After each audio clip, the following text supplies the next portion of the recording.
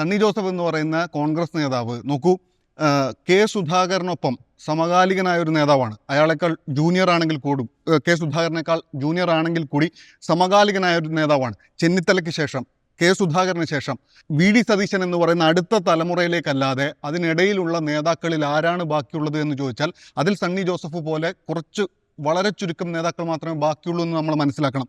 നോക്കൂ, 2021 ചരിത്രപരമായ തോൽവിയിലേക്ക് കോൺഗ്രസ് പോയത് കൊണ്ട് മാത്രം KPCC പ്രസിഡന്റായി വന്ന ഒരേ ഒരു മനുഷ്യനാണ് സണ്ണി ജോസഫ് എന്ന് പറയുന്നത്.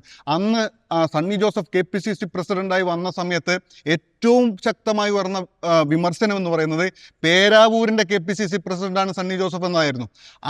ആ വിമർശനം തന്നെ ഈ തെരഞ്ഞെടുപ്പിൽ സണ്ണി ജോസഫിൻ്റെ ഏറ്റവും വലിയ ക്യാമ്പയിനിങ് ടാഗ് ലൈൻ ആയിരിക്കും. കാരണം പേരാവൂരിൻ്റെ മനുഷ്യനാണ് അയാൾ, പേരാവൂരിൽ ജീവിക്കുന്ന ആളാണ് അയാൾ.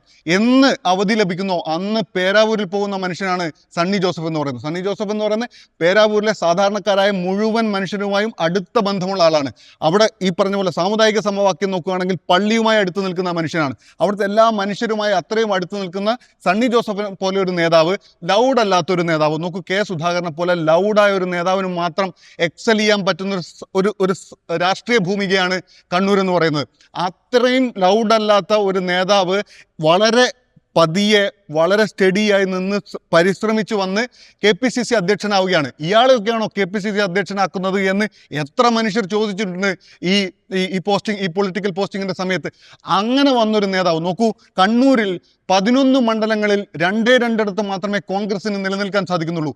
അത് പേരാവൂരും ഇരിക്കൂറും മാത്രമാണ്. എന്തുകൊണ്ട് പേരാവൂരിൽ കോൺഗ്രസിന് ഒരു ഗ്രിപ്പ് ലഭിക്കുന്നു എന്നുള്ള ചോദ്യമുണ്ട്. എന്തുകൊണ്ട് പേരാവൂരിൽ CPM-ന്, കണ്ണൂർ എന്ന് പറയുന്ന രാഷ്ട്രീയ ഭൂമിക മൊത്തത്തിലെടുത്താൽ അത്രയും ശക്തമായ സാന്നിധ്യമായി നിൽക്കുന്ന CPM-ന് എന്തുകൊണ്ട് പേരാവൂരിൽ അങ്ങനെ പെർഫോം ചെയ്യാൻ സാധിക്കുന്നില്ല എന്നത് വളരെ പ്രധാനപ്പെട്ട ചോദ്യമാണ്. നോക്കൂ, സാമൂഹികമായി സാംസ്കാരികമായൊക്കെ ഈ CPM ഇടപെടുന്ന ചില രീതികളുണ്ട്. ഇപ്പോൾ വായനശാലകൾ അല്ലെങ്കിൽ ക്ലബ്ബുകൾ, അങ്ങനെയുള്ള വളരെ വളരെ പ്രാദേശികമായ ചില കൂട്ടായ്മകളുണ്ട്. ആ കൂട്ടായ്മകൾക്കെല്ലാം ഒരു രാഷ്ട്രീയ സ്വഭാവമുണ്ട്. കണ്ണൂരിൽ ജീവിച്ച ആളുകൾക്ക് അത് വളരെ വളരെ എളുപ്പം മനസ്സിലാക്കാൻ സാധിക്കുന്നതാണ്. നമ്മൾ തലശ്ശേരിയിലും അല്ലെങ്കിൽ ധർമ്മടത്തും അല്ലെങ്കിൽ കണ്ണൂരിലും ഒക്കെ പയ്യന്നൂരിലൊക്കെ ഉള്ള സമയത്ത് അത് കലാ സാംസ്കാരിക പ്രവർത്തനങ്ങളെല്ലാം, നാടകവും എല്ലാം കണക്റ്റഡായി നിൽക്കുന്ന ഒരു രാഷ്ട്രീയത്തിലാണ്. അത് CPM-ന്റെ രാഷ്ട്രീയമാണ്.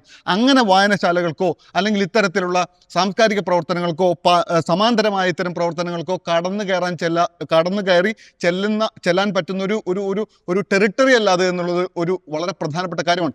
അവിടെ മനുഷ്യരെ പിടിച്ചു നിർത്തുന്നത് പലപ്പോഴും വിശ്വാസങ്ങളാണ്. നോക്കൂ, നിങ്ങൾ ഈ മലയോര പ്രദേശങ്ങളെ എടുത്തു നോക്കിയാൽ അതിൻ്റെ ഒരു ഉദാഹരണം എടുത്തു നോക്കിയാൽ നിങ്ങൾക്ക് മനസ്സിലാവും. അവിടെ പലപ്പോഴും വിശ്വാസങ്ങൾ അല്ലെങ്കിൽ ഈ ആളുകളുടെ ഒരു ട്രൈബൽ പോപ്പുലേഷൻ്റെ ഒരു യൂണിറ്റി അല്ലെങ്കിൽ ഇത്തരത്തിലുള്ള ഒരു ഐക്യത്തെ നമുക്ക് പലയിടങ്ങളിൽ കാണാൻ സാധിക്കും. ആ പ്രത്യക്ഷത്തിൽ അത് നമുക്ക് പേരാവൂരിലും കാണാൻ സാധിക്കും. അതുകൊണ്ട് തന്നെ സണ്ണി ജോസഫിനെ പോലെ ഒരാൾ, നേരത്തെയുള്ള തിരഞ്ഞെടുപ്പ് ഫലങ്ങൾ എടുത്തു നോക്കൂ. 2025 ഈ തദ്ദേശ സ്വയംഭരണ സ്ഥാപനങ്ങളിലേക്കുള്ള തിരഞ്ഞെടുപ്പിൽ 12,000-ൽ പരം വോട്ടിൻ്റെ ഭൂരിപക്ഷമുണ്ട് കോൺഗ്രസിന് പേരാവൂരിൽ. അത് മാത്രമല്ല, അതിന് തൊട്ടു മുമ്പുള്ള പാർലമെന്റ് തിരഞ്ഞെടുപ്പ് എടുത്ത് നോക്കിയാൽ 23,000-ൽ പരം വോട്ടിന് ഭൂരിപക്ഷമുണ്ട് കെ സുധാകരന് പേരാവൂർ മണ്ഡലത്തിൽ.